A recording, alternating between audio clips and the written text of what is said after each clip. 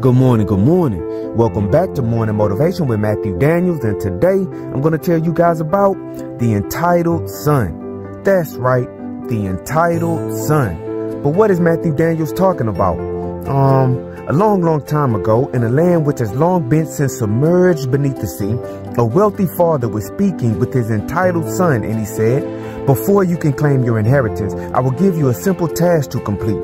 Go out and build a home with your own two hands, and once you finish, I will give you your inheritance and my blessings to start your own family." Wanting nothing more than to get his inheritance and become a man, the son agreed to the terms. The son, however, was lazy and prideful. He did not want to build a home, and he thought that since his father was wealthy, he was too good to get dirty building a home. And so, instead of building a home, he went to the woods and found the home of a man who he heard could perform all different feats of magic and sorcery. Finding the magic man sitting in his hut and wearing a black cloak, he called out, "Sir, I need your help." The entitled son then told the magic man what his father had said, and he offered him half of all that he now possessed if the magic man would use his magic to build him a home. The magic man warned the entitled son not to use magic in such a situation, but he would not listen. Shrugging his shoulders, the magic man then began to work his craft. After he finished, he said, "It is done." The entitled son then went to see his home, and when he saw it, he was excited.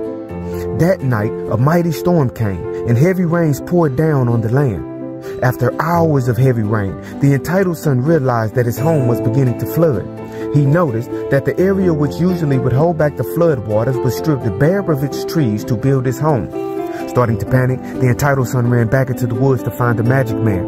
He told the man about his new problem and offered him the other half of his possessions if he used his magic to save his home and stop the rains. Again, the magic man worked his craft. Once finished, he said, "It is done." The entitled son then went back to his home, and when he did, he noticed that the animals, all different kinds, had entered his home to escape the rains and the floods and were destroying it. The entitled son went back to the magic man a third time and begged for his help, but he had already given the magic man all of his possessions, and he had nothing left to pay with. "I do not know what to do," the entitled son said. The magic man replied, "You simply must do the work to remove the animals yourself, like you should have done the work yourself and built the home." Reluctantly, the entitled son acknowledged that the magic man was correct and decided to go and do the work himself. As he was leaving the hut, the magic man pulled his black cloak down off of his head, and the entitled son saw that the magic man had been his wealthy father the whole time. And so, the morning motivation of today is the entitled son. In life, we may be tempted at times to take shortcuts or cut corners when we are attempting to do a thing. And when we do, we may make matters worse. Some things can't be rushed, and they can only manifest properly in the fullness of time. Today, family, I want you to give your hopes and dreams the proper amount of attention, some hands-on attention. Do not leave the execution of your vision to another. And remember, family, you are awesome, you are amazing, you are wonderful, and you are great.